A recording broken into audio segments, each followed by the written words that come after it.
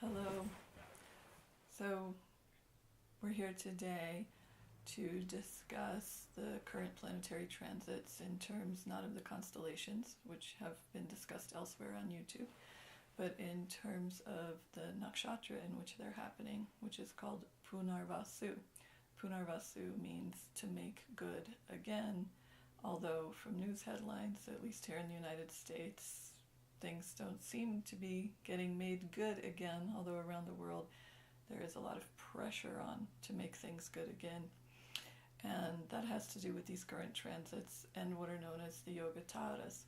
The Yogataras are the marker stars in any given nakshatra. So every nakshatra is characterized by 1, 2, or sometimes even 3 stars that are very, very bright and that they give the defining characteristics in the sky to that nakshatra.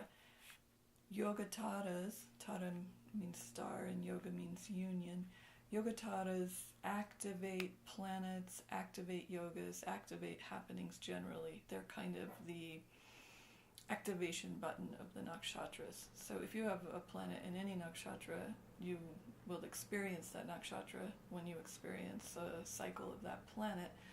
But if you have a planet placed within 3 degrees of a Yogatara, and particularly if it's within 1 degree of a Yogatara, it will amplify the meaning of whatever that planet or planets stand for in your horoscope, as well as how they are tied to the meanings of the nakshatra. Good Jyotish is always a synthesis of meaning. So the marker stars, Punarvasu is the 7th nakshatra, and it is ruled over by Aditi, who is the primordial goddess mother. Its symbol is a quiver of arrows. Its desire is to produce herbs and trees. Its basis above is air or wind, and its basis below is water. All these things come to play in the meanings of the nakshatra as well. Punarvasu is tied to many themes: a love of ecology, a love of technology, mothering, nurturing, caregiving, guardianship. So it can also symbolize military activity because the military is the guardian of the country. All of these themes we see activated in the world. Headlines are, many countries are declaring a climate emergency. News about artificial intelligence is huge. There's, at least in the United States, escalating tension militarily definitely with Iran, and some headlines are saying potentially with China. Now, this is kind of all contrapuntal to the basic meaning of the nakshatra, which is to make good again. When you count the nakshatras in a forward-moving direction, Punarvasu is the first nakshatra where good things really do happen in the zodiac. The previous nakshatras are all quite difficult. So the question is, why is there so much stress and tension if it's a to make good again nakshatra? And the answer is that because there are 3 malefics sitting very close to the 2 marker stars in Punarvasu. The 2 marker stars of Punarvasu are Castor and Pollux, which are the Geminian twins of both systems of astrology, Western and Eastern. They sit at, Castor is at 26 degrees and 23 minutes of Punarvasu, and Pollux is at 29 degrees, 21 minutes of Punarvasu, which is, of Gemini. Punarvasu occupies 20 degrees of Gemini to 3 degrees and 20 minutes of Cancer. So people who have planets just over the edge in the very first 3 degrees of Cancer are also going to experience more influence of the malefic transits right now, which you can say general things like, okay, there's a lot of stress and tension because of this Saturn K2 Rahu Mars opposition taking place over these marker stars. But obviously some people are still having a very good time, and other people will be more likely to encounter personal difficulty from those transits.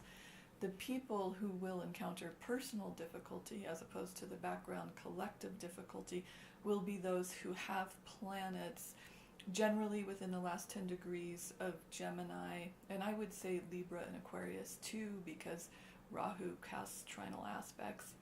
But particularly people who have planets in the last 10 degrees of Gemini or Sagittarius, where there's this sort of direct impact on the marker stars of Punarvasu. And most particularly anyone with a planet within those last 5 degrees of last 5 degrees of Gemini, first 3 degrees of Cancer. So because we have 3 actually malefics sitting there in at the tail end of Punarvasu, which you can see here. Here is the sign of Gemini, and well, actually we have 2 malefics right at the end of there, but we have Pluto directly aspecting Pollux, the marker star, at the tail end of Gemini in Punarvasu. So this creates a tremendous amount of potential negativity around the themes associated with Punarvasu. So it's sort of no coincidence that right at the moment we have headlines that are really, The Guardian, for instance, very interesting. The Guardian, against this Punarvasu theme, is recently, 2 weeks ago, they decided to stop referring to climate change as climate change and refer to it as a climate crisis or a climate emergency. This coincides, with headlines, death of the planet, etc. CNN published something today saying that, we could be in serious death-like jeopardy as soon as 2050. Greta Thunberg, who is momentarily famous over this issue, has her moon. We don't know the exact time of her birth because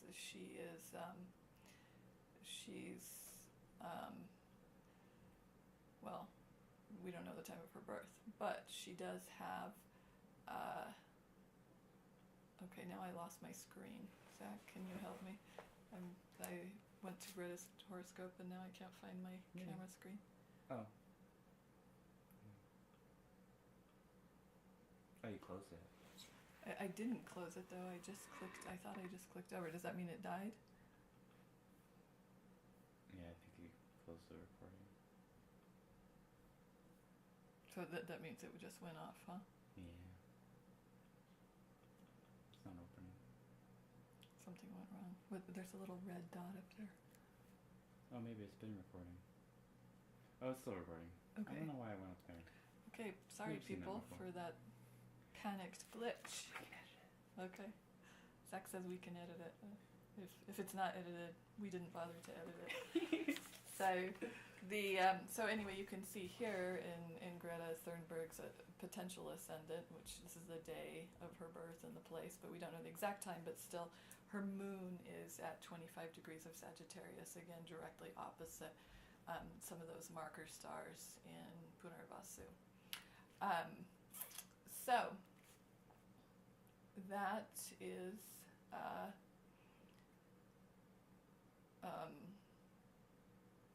part of the reason why we are currently undergoing what we're undergoing. Now, everyone has been talking about this sort of escalating tension because on June 13th, the opposition, there's going to be an exact opposition an exact conjunction between Rahu and Mars, with a nearly exact opposition of Ketu and Saturn down in Sagittarius. And it's worth also talking about the meanings of the nakshatra, where Saturn and Ketu sit, even though the marker stars are a little bit earlier in Purva Ashada. They're at about 18 and 19 degrees respectively. But I don't want to launch into that right this moment. But I do want to talk about this theme of who will have a lot of personal stress, in addition to the background collective stress, which will vary from country to country too. So one thing is that most people use a July 4th, 1776 or thereabouts date for the mundane astrological chart of the United States, which puts the sun, the planet that rules government of the United States, also in the nakshatra of Punarvasu at 22 degrees, which may be why I Facebooked with some people in other countries who said, no, the tension's not as high here. And I said, wow, well, the tension seems really high here at home. So the fact that the United States sun is also in this nakshatra puts this issue and the United States sort of refusal to really get on board with other countries' efforts to minimize climate change at the forefront. Donald Trump has his Saturn just over the edge, still in Punarvasu in Cancer. So he's, again, it's a malefic, so there's a sort of disrespect for the issue of ecology that's been present throughout his presidency. So there is this window of this exact opposition, and Saturn and Mars are famous for creating tension and problems and conflict. This is sort of particularly problematic because Mars is the planet of gas, impetus, initiative, personal energy. Saturn is the planet of restraint, rigidity, hitting the brake, so to speak. Classically, in a birth chart, Saturn-Mars opposition can indicate someone who will contemplate suicide. Whether or not they commit it will depend on other factors. One of those factors is whether or not Mars is stronger than Saturn.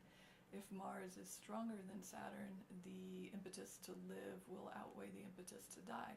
If Saturn is stronger than Mars, then the impetus to die will outweigh the impetus to live. I'm wondering, for people who have difficult placements already at the tail end of Gemini, there's both Saturn and Pluto are retrograde, which makes a planet stronger from the perspective of Vedic astrology. So as this transit tightens over mid-June, from about June, I mean, really the exact will be June 13th, but at least 3 days either side, it will be exact enough to bring on potentially a spate of problems that may include conflict, death, suicide, etc., etc. If you don't have planets placed there, or if you have benefic planets placed there, you're better off. And you're also better off if you don't happen to be running a major or minor planetary cycle of a planet placed there. That's why Jyotish ends up being individual instead of general, because the effect is according to individual karma much more than general karma. One person, just by way of example, who does have planets in Punarvasu is Tenzin Gyatso, the Dalai Lama. So the Dalai Lama, this is his horoscope, and as you can see here, he's Punarvasu rising, and he has Sun and Ketu in Punarvasu, and he has Ketu right on the marker star of Pollux at the very tail end of Gemini. And he went to the hospital in April with a chest infection. Gemini can rule the chest and the breathing apparatus. So he's recently congratulated Greta Thunberg on her activism concerning the environment, but that's one little example of how something can play out for an individual. Now, why wasn't it more major for the Dalai Lama? Down here, he has Jupiter exactly trine the sun, trine its own nakshatra. So Jupiter aspecting in from another of its nakshatras, Vishaka, from the 5th house, retrograde, affords a lot of protection to his ascendant. So what happened to the Dalai Lama was very minor. Those with more malefic planets and less protection are likely to experience the negative effects of this transit in a bigger way. Thank you. How do I stop it?